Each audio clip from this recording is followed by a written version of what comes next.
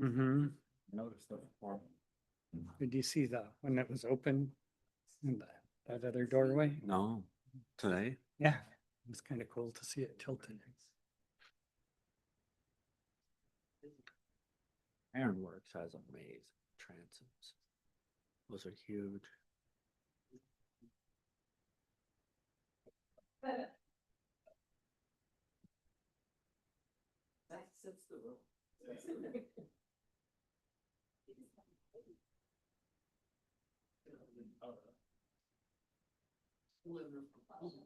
Do we know if Bob was gonna come? All right, well, it's 4 o'clock, so I guess we should get started. So, the Historic Landmarks Commission meeting will now be called to order. Could we please have a roll call?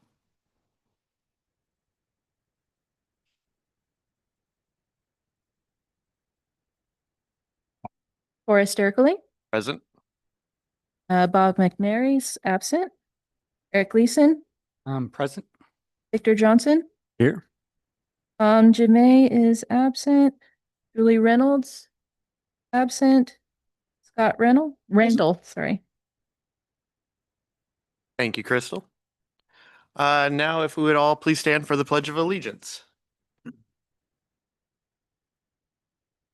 I pledge allegiance to the flag of the United States of America, and to the republic for which it stands, one nation, under God, indivisible, with liberty and justice for all.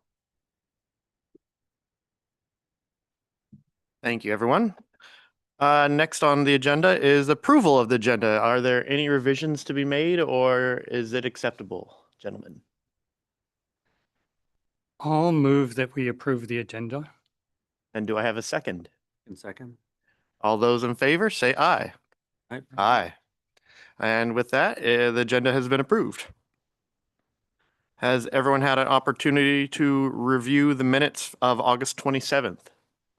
Our last meeting, it seems forever ago. If everyone has reviewed them and no changes are needed to be made, I would take a motion for approval. I will move that we approve the minutes of the August 27th, 2025 meeting. And a second. I can second. Thank you. And all those in approval, please say aye. Aye. Next on the agenda is going to be our public comment. I don't believe we have anyone other than city staff here tonight, so I'm going to assume there's no public comment.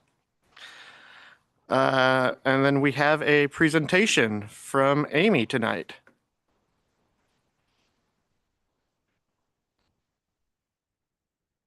Thank you, Amy.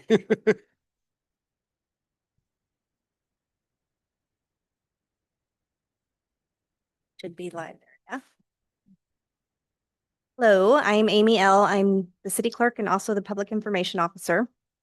I've been asked to do this presentation for a couple of different committees recently. If you were on the budget committee this year, either of the budget committees, you may have already seen this, I'm sorry.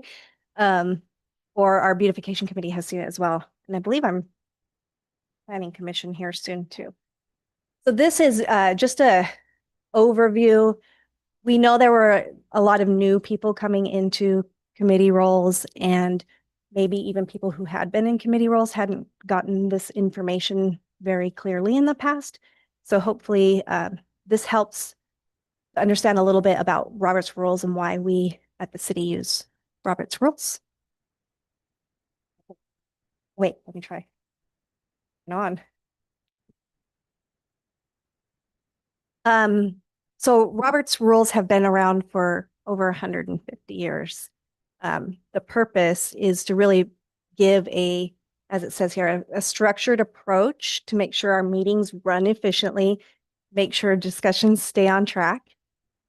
It helps with the decision-making process, making sure that there's a clear avenue for communication during our meetings, and promotes fairness, making sure that everyone can be heard and is in a space where we get equal opportunity to speak.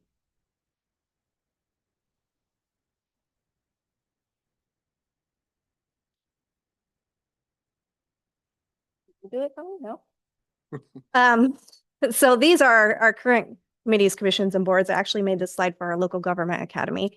But if you're interested in any of the others, I know at least one of you is on two committees right now. The committees often will start the year or wherever your cycle starts with your new people coming in by electing positions. You have a chair and a vice chair. Secretary is something that we have on the budget committees. When you're nominating someone into these roles, anyone can nominate.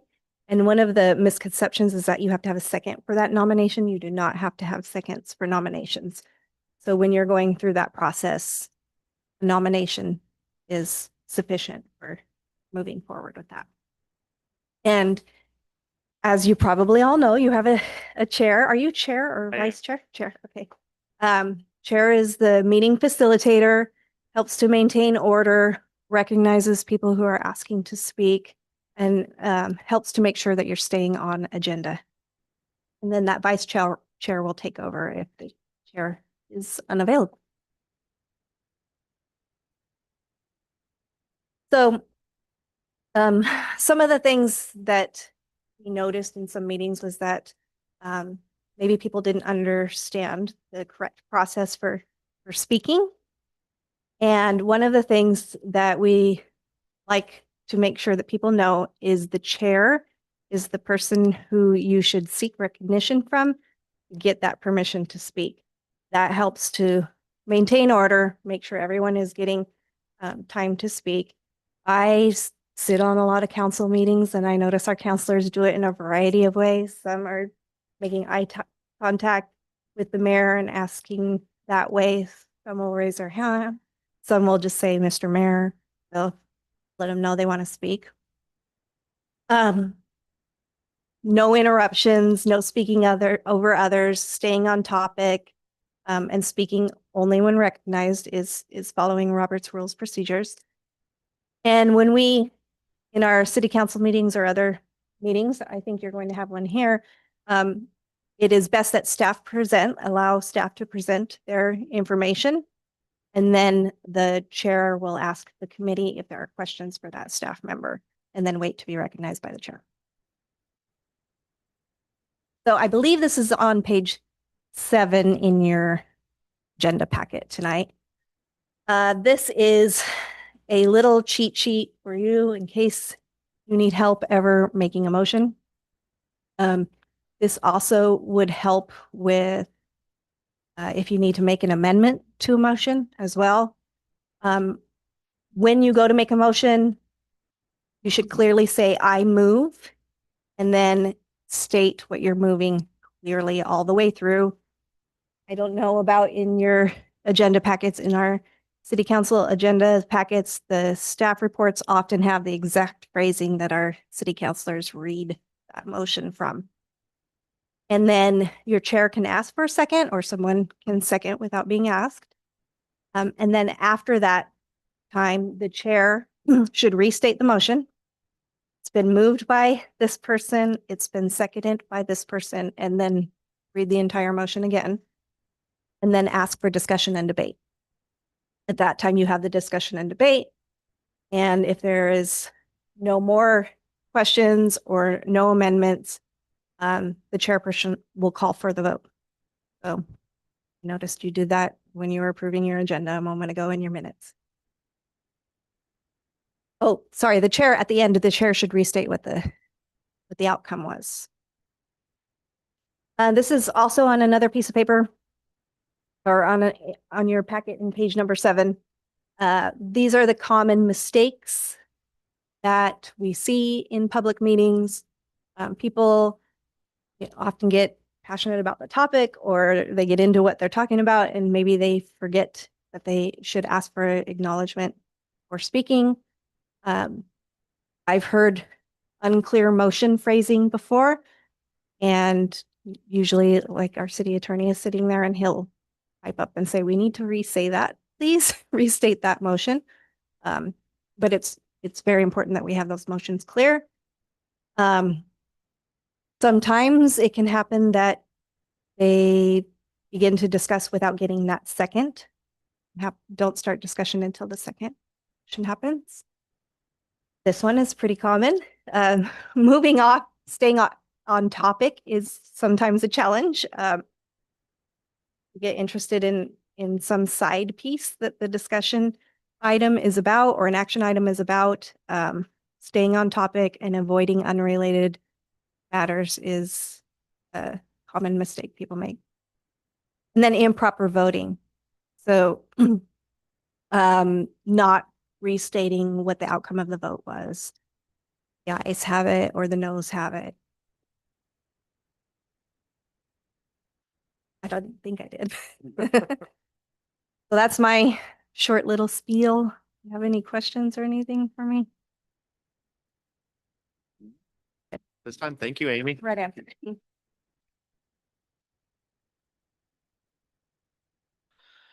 Next, under our agenda, we are going to be moving to the public hearing portion. And so I'm going to have to read the spiel. Please bear with me. Now is the time specified for the Historic Landmarks Commission to conduct a public hearing. The purpose of this public hearing is to consider the following matter. HLC application 223-25 for the City of the Dalles at 201 Federal Street. The I'm going to have a problem with this word. Substantive criteria upon which the Historic Landmarks Commission will base its decision in this matter are contained in the city's comprehensive plan and land use and development ordinances. A public hearing is required by law and certain rules apply. First and foremost, you must be recognized by the chair in order to speak and present testimony. When recognized by the chair, please state your name and mailing address for the record. The hearing is required by law to be recorded. Generally, the public hearing procedure is as follows. Prior to the public hearing, a determination will be made of all the qualifications of the commission members and allow for challenges from the audience. I will open the public hearing with a staff report. The purpose of the staff report is to further identify the applicable criteria of the application being considered and to provide background information about the application. After the staff report, we will hear testimony from the proponents, those persons in favor of the application. Next, there will be testimony from the opponents, those not in favor of the application. Next, there will be testimony from anyone else who wishes to offer testimony or ask questions. Then, to honor the right of rebuttal, we will again hear from those in favor of the application. To expedite this hearing, the commission members may ask questions of persons as they testify. When this process has concluded, we will close the public testimony portion of the hearing. During the hearing, some important standards apply. First, all of those who testify must hold their testimony to the decision criteria. As in all land use hearings, there are a complete set of rules, procedures, and criteria that we must follow. Second, failure to raise an issue accompanied by statements or evidence sufficient to afford the commission members and the parties an opportunity to respond to that issue precludes an appeal to the Land Use Board of Appeals based on that issue. Third, the failure of an applicant to raise constitutional or other issues relating to the proposed conditions of approval with detail specific enough to allow the city to respond to the issue precludes an action for damages in the circuit court. Fourth, prior to the conclusion of the public hearing, any participant may request an opportunity to present additional evidence, arguments, or testimony regarding the application. If such a request is made, the law states the commission must grant the request by either continuing the hearing to a time and date at least 7 days from the date of the initial hearing, or the record must be kept open for a period of at least 7 days. These are the rules. Are there any questions? Seeing none, we will proceed with the staff report.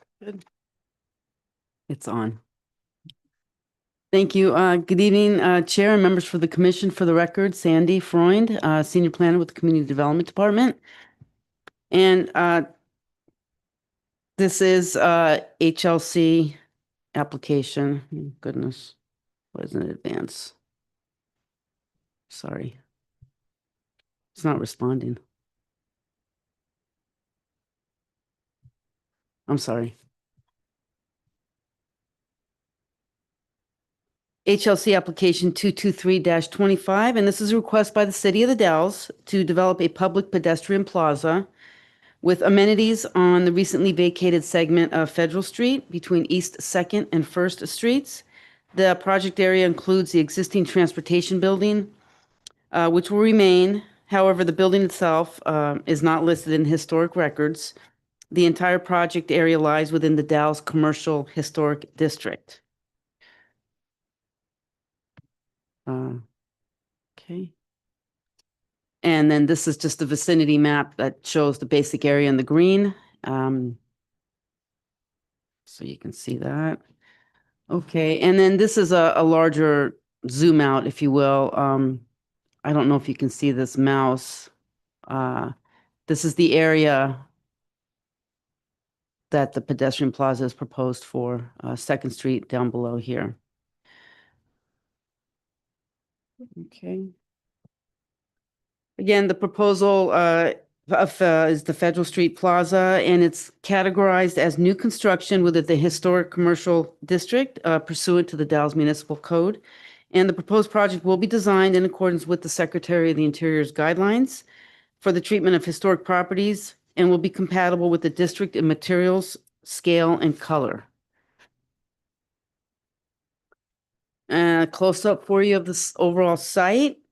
This is the overview of the project area. There's several shade structures along 2nd Street and in the middle of the plaza. Those are the light brown structures there on the slide. There's going to be seating dispersed throughout the plaza, a new bike hub, and other public amenities. Okay, I'm sorry. All right, there we go. And then this would be a view of the site looking towards 2nd Street in the distance there. And again, this is an example of the shade structures with the seating. And this would be the central shade structure, and there's with the seating and with the water feature in front of it. I don't know if you can see where the boulders are more or less. It's going to be a proposed water feature. And then this is another view that would be of the plaza from the bike hub location, looking towards 2nd Street. And the proposed bike hub, it will be located just to the south of the existing transportation building. If you can see it on the slide on the left, on the bottom left, it points out the bike hub area. The transportation building will undergo some internal upgrades to support the plaza infrastructure, such as a new pump room for the plaza's water feature, equipment, and minor exterior enhancements, such as new doorways, roof replacement, and a new HVAC system.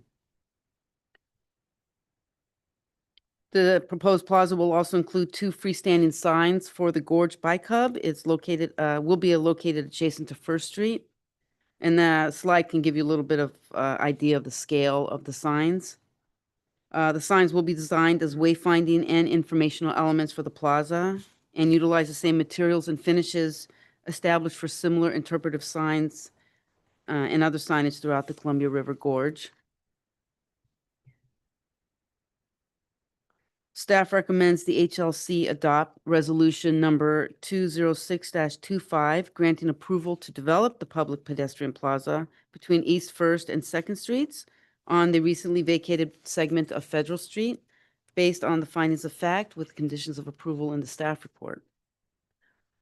And with that, I conclude my presentation and I'm open for questions that you might have. Thank you, Sandy. Thank you. Commissioners, any questions? I do have a question. I don't have the staff report in front of me because I guess I didn't print it out. But the section that covers the archaeological, I think it's number 8 or something like that. Yeah, Want to borrow that? we did provide a condition of approval for that. I noticed that and I appreciated that. The finding number 8 that you're looking for? Yeah, response number, Okay. Oh, that's on page 4 of 11 on the top.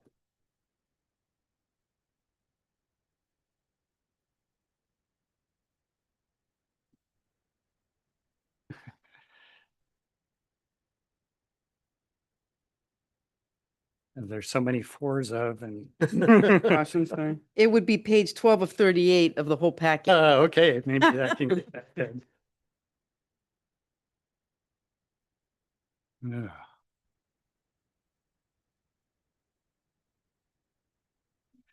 Anyway, there was the finding that there was no previously recorded no significant archaeological resources are known to be present in the subject property.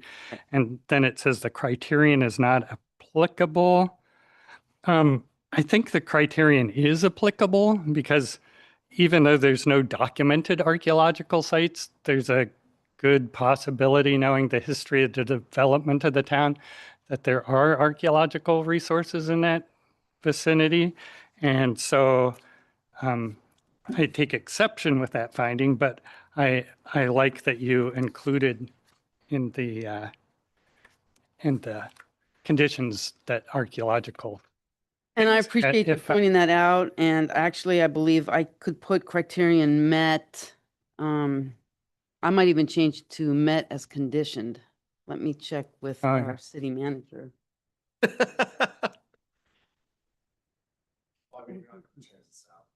No. I believe, I hope the condition does, sounds like it does address it. Yeah. Yeah, oh yeah. Probably just put, criterion met with conditions. Yeah. Yeah, Yeah, that because we sounds do good. have a condition. Yeah. Good catch. Thank you. Were there any other or further questions for Sandy regarding her presentation or report?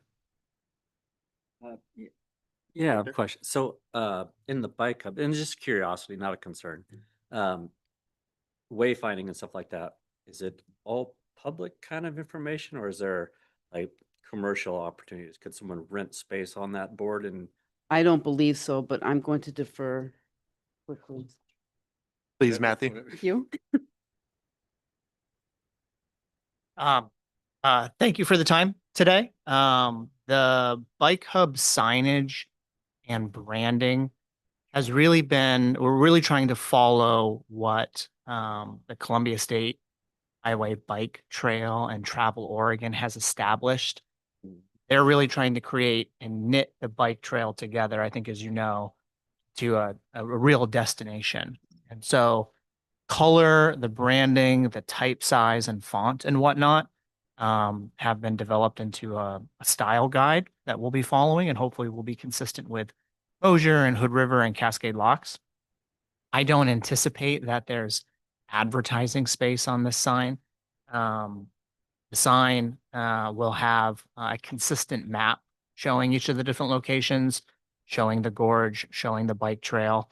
On the corner of Second and Federal, there's actually a kiosk right now that has a map of the downtown and some historic photos. Here you can see, you can see there the map of the gorge and the region and how to access the trail and what some of the amenities are.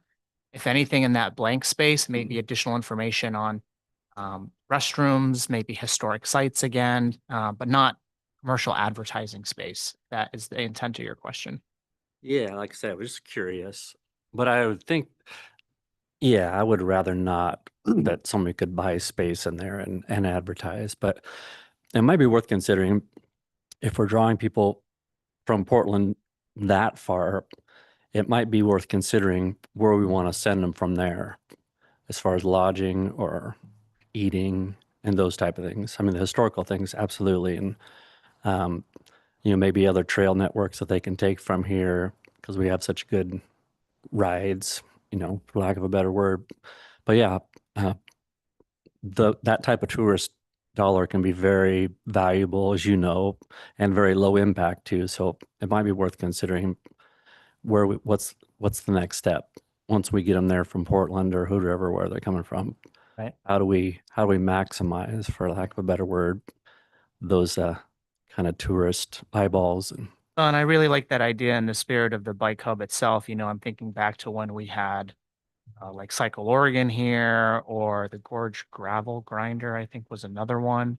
Some of the routes that you're speaking of, during cherry season, although there's a lot of truck traffic, the cherry orchards are really beautiful to ride through.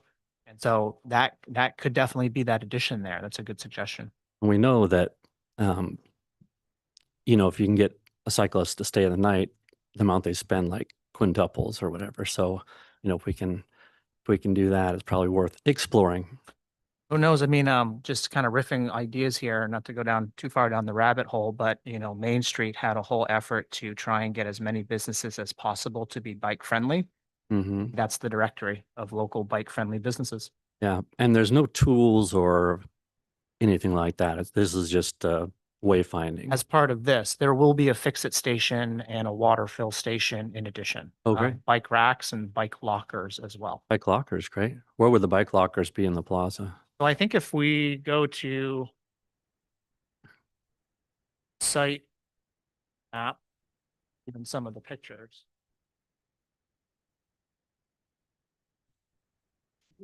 Yeah, take your time. And would those be people bring their own lock, or they pay to use the space for a certain amount of time?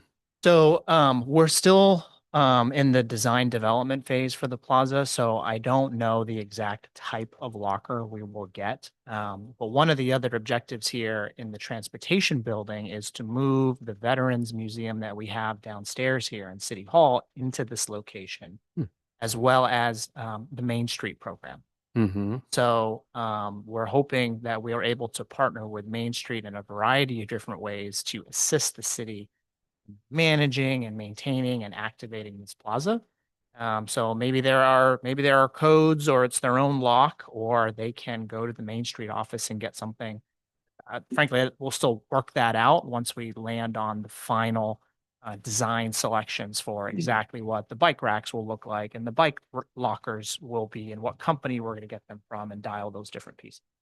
Yeah, I don't know if you have a counterpart in Sisters, Oregon, but I know they had a bunch of bike lockers in their Village Green Park, like their main center park. So it'd be interesting to see what advice they have to share, what experience that was like for them. They might have some good tips. Or I'm all ears, yeah. If we can.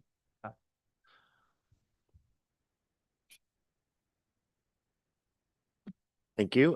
Were there any further questions for staff? Yeah, Eric. I have one which is maybe not completely germane, but the mural that's on the Craig's building, is this going to be integrated into the design, or will it move to a different location, or is it too soon to tell? I think there's a couple different possibilities there. This project does not really interface with the mural that's currently there. That's on private property in essence. Although the Craig's building owners have expressed real interest and support for this plaza, have been having a few different conversations. I don't think anything's really been decided yet, but having a few different conversations on how they can reactivate their building, fill their building, and potentially even open up the side of their building to this plaza. All a question mark at this time. But if they did open up that side of the building, the mural would obviously have to go. Where or in anywhere, I don't know. So this project itself kind of leaves that to the property owner. Thank you, Matthew. Any further questions? Comments? Chair, I don't really have a question for staff, but more for the committee itself. And some of you longer standing members, since I've been on here, we've always dealt with just changes to buildings. And this seems to be the first time we've actually considered changes to a street into a plaza. Have you had anything similar to that before this? Oh, we haven't really had a street changing into a plaza before. But sometimes we do deal with landscape issues. I know we deal with with City Park, Okay. over on Court Street. As that's a kind of a historic property as well. And it's within this is within the historic district, so it seems kind of applicable. Thank you. Yeah. In my opinion. Yeah, Victor. Not to answer, Scott, but just a separate. Yeah, please. Yeah, well, in general, I like the project clearly. And I think it does kind of fit with history in regarding that historically, especially in a pioneer town, kind of like the Dalles, the streets were used for all kinds of things. There was merchants operating in the streets, there were people playing in the streets, and it wasn't just completely dominated by cars like it is today. So I think it's actually nice to inject some life back into and reclaim some of the property that's been lost to the combustion engine automobiles. So yeah, I like it. Thank you, Victor. Any further questions, comments? Seeing none, that will conclude the staff report for the public hearing. Thank you, Matthew and Sandy.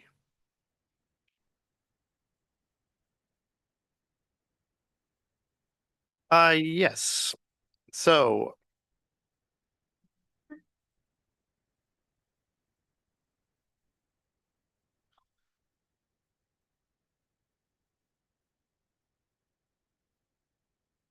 I guess the public hearing is now technically open for proponents to speak in favor of this. Is there anyone to speak on this? Seeing none, we'll move to opponents of this. Is there anyone speaking against this? Seeing none, we will now close the public hearing portion of this meeting and we will discuss amongst ourselves. Gentlemen, did we have anything we would like to discuss regarding this before we make a motion, or I would entertain a motion if there's no discussion? Oh gosh, I guess I would just like to second Victor's comments about this being kind of a good kind of project for the city and to go through review. And I was glad that the staff worked through the Secretary of Interior standards and our design guidelines while working on this project, because I think it makes for a better project and one that more integrates with the historic nature of our commercial district. And I'd also like to commend them for bringing it into landmarks before, it's in its final stage as well. It's still in a design and development stage. So I'd like to commend staff for that. Thank you, Eric. I agree with you. Victor, anything?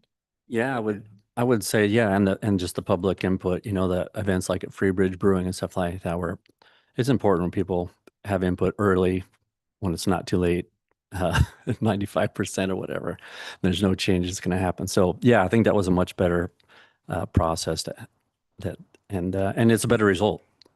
Yeah, I think you'll find very few people that are opposed to this. Thank you, Victor. Scott, did you have anything to See further? No. Right, gentlemen, I would entertain a motion.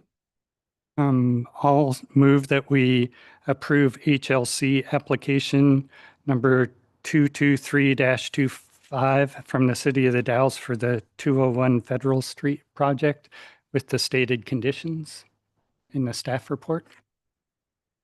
Do I have a second? Second then. I'll second. All those in favor, please say aye. Aye. Aye. The ayes have it. We'll now move on to our next agenda item. Give me a second here. So now we're on to the resolution. Would anyone like to make a motion regarding this resolution? I'll move that we adopt HLC Resolution 206-25, City of the Dalles for the 201 Federal Street project. Thank you, Eric. Do I have a second? I'll second. Thank you, Victor. All those in favor, please say aye. Aye. The ayes have it. Moving right along. Next up is staff comments. Thank you. Just a little summary coming for next month. Thank you for answering our poll question to move the meeting up by a week away from Thanksgiving holiday break. At that time, we're going to bring forward the goal setting discussion, so we can go over that. And then also, we've been getting quite a few inquiries from people that want to do projects, and oftentimes their projects include non-contributing resources. Some are in the district, some are just out of a district, and they might have a historic property, but there could be structures on the property that are listed as non-contributing. The code is silent to that as to whether the commission would like to hear and review such projects. And so I thought I would ask everybody to think about that and how you would like to see staff treat those as they are brought to our attention by applicants and potentially submitted an HLC application and going through the process or not. So something to think about. Could you bring some examples when we?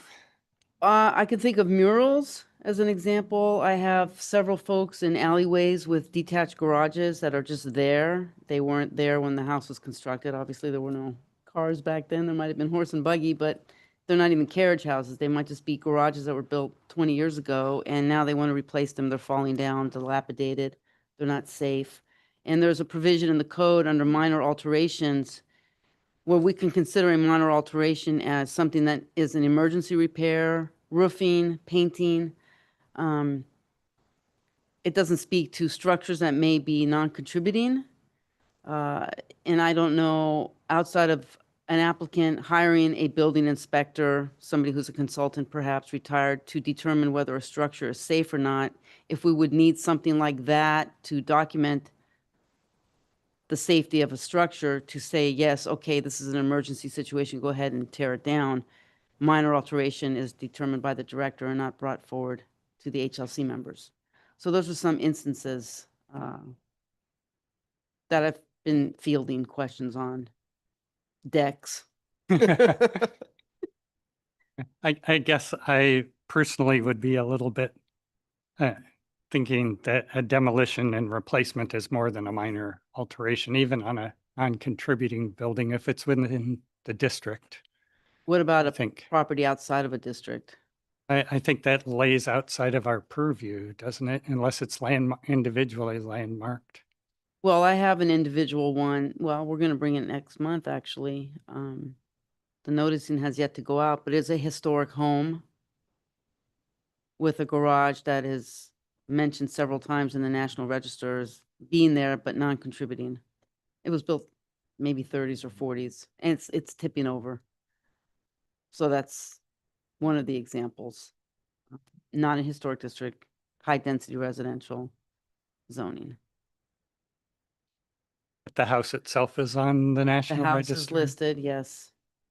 And this is So the detached structure, so Yeah. we figured, yes, we'll bring that one forward, but we do have other instances where maybe they're not listed on the register, but they're in a district. Do you want to speak to that? Yeah, without, I guess it's coming forward next time around. Joshua Chandler, Community Development Director. So the question really lies with, we have these individually listed properties. This specific application is the removal of a shed that is, the property is nationally listed. So one of our most prestigious properties in the entire community. The shed itself is listed within that national register. Specifically, they say multiple times, not a contributing structure, not a contributing structure. In the essence, in the abundance of caution, we would want to bring that structure forward for the replacement, or in the case of maybe a different scenario where they're not removing the structure, but they want to put a garage up. If they put a garage up on a property that is listed, is that something that goes? Question is, do you want to bring that forward if it's to the HLC for those types of projects? Totally outside of the district. We understand everything in the district is something that we always bring forward.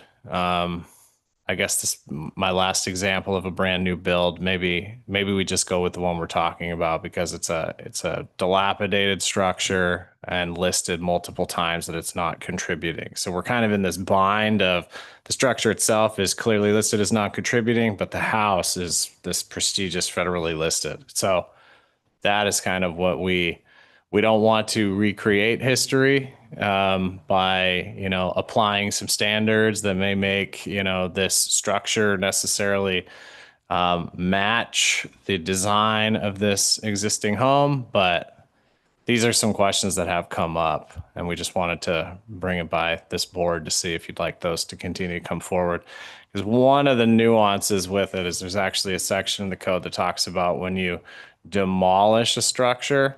The code is really talking about when you demolish one of these listed resources, specifically in the zone. We took down the Tony site a couple of years ago. We brought that forward. That was a non-contributing structure, but it was within the district. So it went through the demolition process, came forward to the HLC. But this is a case where it's outside the district. They want to demolish the building. Do we process it through the same demolition process as one of these basically district properties?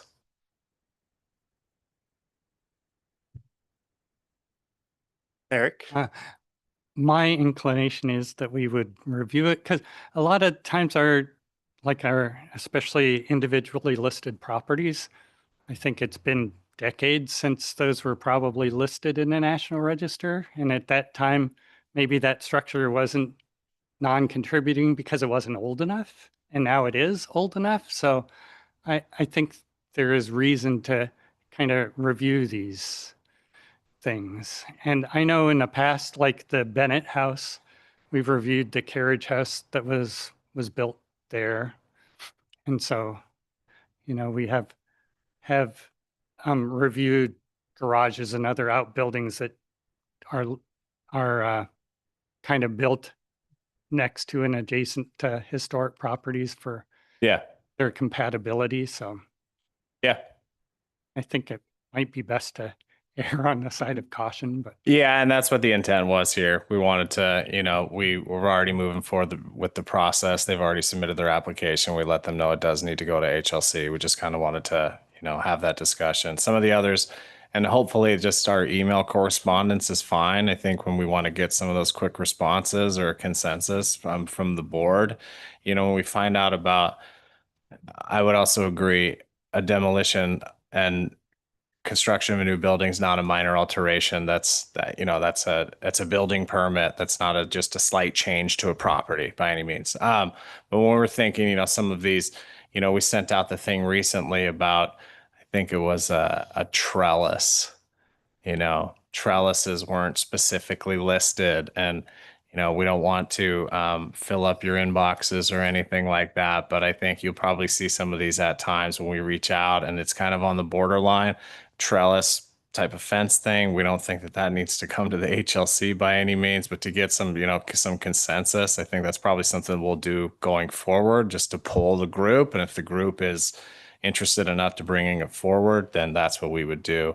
There's kind of a similar process with the Sigmund's Flower building, just last year or something, where they wanted to do an alteration of the colors. It didn't specifically match, so we pulled the group to see if those colors would be fine. So these types of things, the code is pretty specific in that repairs to a building have to be emergency. They have to be an emergency to make some of these repairs.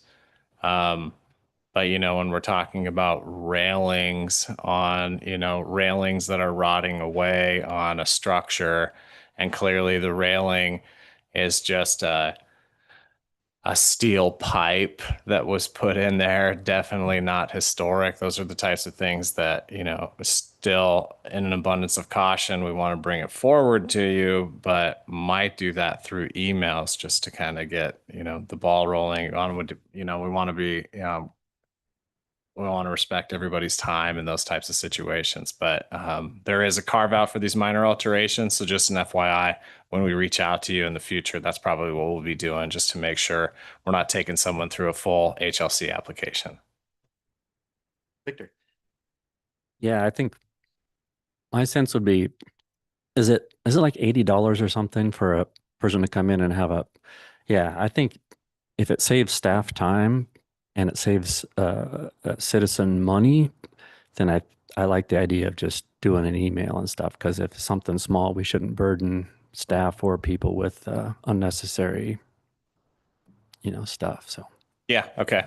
that's my opinion. Yeah, thank you for that. And as a sneak peek, I coming up with our fee schedule increases that we do every year. I'm actually going to be proposing that we increase the cost of our applications. Just want to let this board know it's an $85 application that is required to be noticed in the paper. The notice in the paper is $115. So that means the taxpayers are compensated, basically adding $30 for our review just to be able to meet our code. So we're probably going to be looking at, I'm potentially going to be proposing with most planning applications that applicants are starting to cover their own noticing, or at least get something to a point where it's not, if an applicant's coming forward, they should be the one paying for the process to take it all the way through. And any concerns with those right out of the gate? Eric. I guess I've been on the commission long enough to remember when it was free. Yeah. And it was specifically free to encourage people to come and to make it not an onerous task for somebody to go through landmarks review. So Yeah, and then that's it, and I guess that's one viewpoint. Me as the person that oversees permitting and collection of fees, I have a really hard time when my team is processing a free application, knowing that we then have to turn around and pay the newspaper $115. So I think if it's not something that the board is in support of, we can discuss it at the next meeting, maybe some proposed fee increases. But, I understand the point as well. They still also have to go through many times a building permit process, which is still pretty low compared to most cities. I think it's $140 to build a brand new home. We don't want to discourage people, but we also want to be mindful of the resources that we have. Yeah. think just from my seat as city manager and talking with many cities, across the state, Oregon's really unique with our property tax revenue and the structure that we have with Measure 5 and Measure 50 and whatnot. And so most cities, in general, property tax revenue increases by 3% a year or so.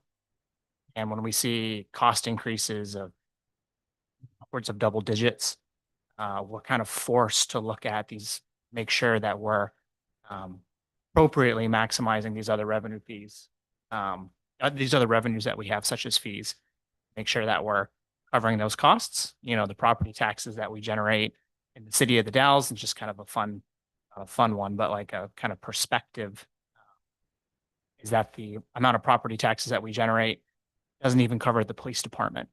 So we really rely on every different revenue source that we have, from state shared revenue to the fee schedule that we have to franchise agreement fee revenue streams to make ends meet. The city's in a good position, but we always want to make sure that we're making these small adjustments as we can to stay caught up versus waiting 10 years and having a big spike, which is always really painful. Just wanted to add that. Thank you, Matthew. There's also options too of noticing. Do these notices need to go to the newspaper? Typically in the land use world, a notice is only going into the paper if it's a legislative action. So if the HLC was looking to, amend the code, Title 11, that would be something that goes to the newspaper. But typically, these are processed similar to a quasi judicial application, which is a notification to the neighbors that are impacting compared to putting it into the paper. Then the notifications to the neighbors, it's relatively small, 75 cents a letter. It's not too much. But then when you factor in sending it to the paper and then you have the notice, that's one way to kind of keep the HLC fee kind of maybe where it is or not be considered for that increase with the mailing. And maybe that's just a thought as well. I mean, any concerns if there's a change and we don't include it? Do you know, I mean, Eric, being someone that's been on the board for, a longer period of time, do you know how effective the notice in the paper may be? I don't really know. Yeah. I mean, it's uh, generally our meetings aren't too well attended by the public. And I, I doubt if notices in the newspaper kind of would affect that so much, but Yeah. maybe some other kind of media might be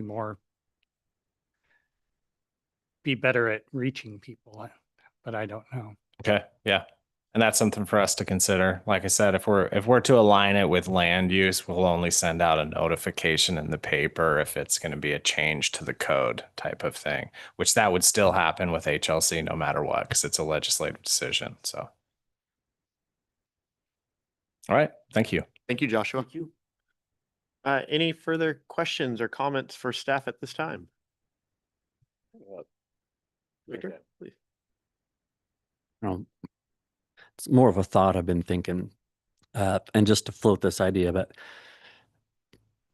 the whole idea of like an ounce of prevention versus a pound of cure. I think there's always confusion when people own properties in the historic district and what the expectations are and that type of thing. And what I was thinking might make it easier on everyone is if we somehow worked with the title offices. So if anybody can be purchasing a property in the historic zone, and you could actually just list out all the addresses that are in that zone, it's just another acknowledgement, like at closing. And it might be something as simple as just let you know you're purchasing a property in the historic district, and you should investigate, if you plan to do things, and not make it like scary so that people aren't doing it, but just make it so that people aren't blindsided. And I think that would be good for everybody, the purchaser, staff, just in general, people buying something and then can't doing what they want to do. And I've been in situations where realtors have been sued because they didn't mention this, and then realtor ended up, paying the fees, because they didn't let the person know and stuff like that. So anyway, it's just a thought I've been thinking. I think it might make things run more smoothly and efficiently. And yeah, I just thought I'd float that idea. Thank you, Victor.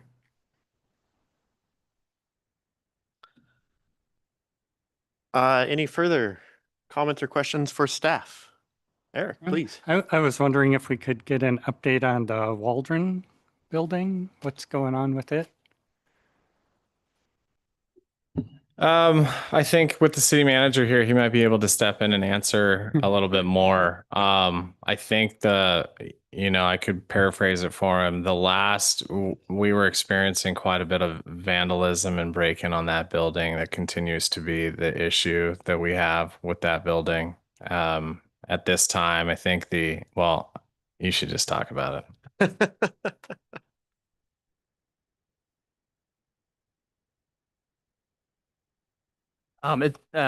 It's a very good question. I will take a note here to get a better update than what I'm about to.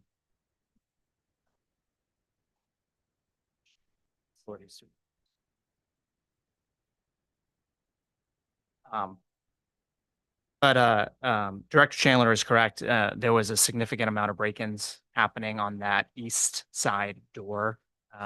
And we talked about a variety of different things, including additional fencing, in particular along I-84, some of the chain link fencing, which seemed to be where some traffic was coming from, pedestrian traffic. We angled some of the lights from the First Street parking lot to try and better illuminate that sign. And I think now there's some pretty heavy duty ironwork down there to secure that door. And we had done some repairs or investigation at least into the interior HVAC system and everything, but they were suffering some damage. And so want to continually repair and invest in those repairs if they're just continuing. So I'll circle back with the facility supervisor and where that aspect is. There was a check on the roof. Roof seems to be in good shape. And then late last year, we did have someone come in from KPFF, I believe, and take a peek at the northwest corner and some of the bracing that's there. And I'll have to circle back on what the next step was from that, if any. I don't know. To be but really, the big thing there for a while was the number of break-ins. They were trying to pry their way in through some of the windows too, when we secured the door better, and pretty impressive what these individuals were able to do in the negative with getting into that space. But that's what I have. My apologies. That's short. No, I was just thinking of it since we're going to do a goal setting next time, and it's always been kind of at the top of our goal setting. So Thank you, Matthew. Any further questions or comments for staff? All right. Well, I guess we can let the city manager go now. Next up on our agenda tonight, we have the commissioner comments. Anyone would like to make a comment or discuss anything while we're here? No?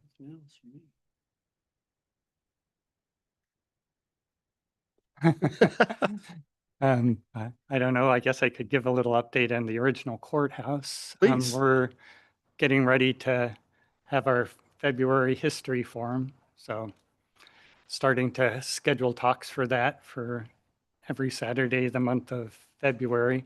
I'm going to be kind of a tribute to Carl Verkuderin, who served on this commission for a while, who kind of led those history forums for over 40 years. So Yeah. we're trying to fill those big shoes, and so far we've got maybe the toe filled, and that's about it. But that's something to kind of look forward to for the Yeah. winter.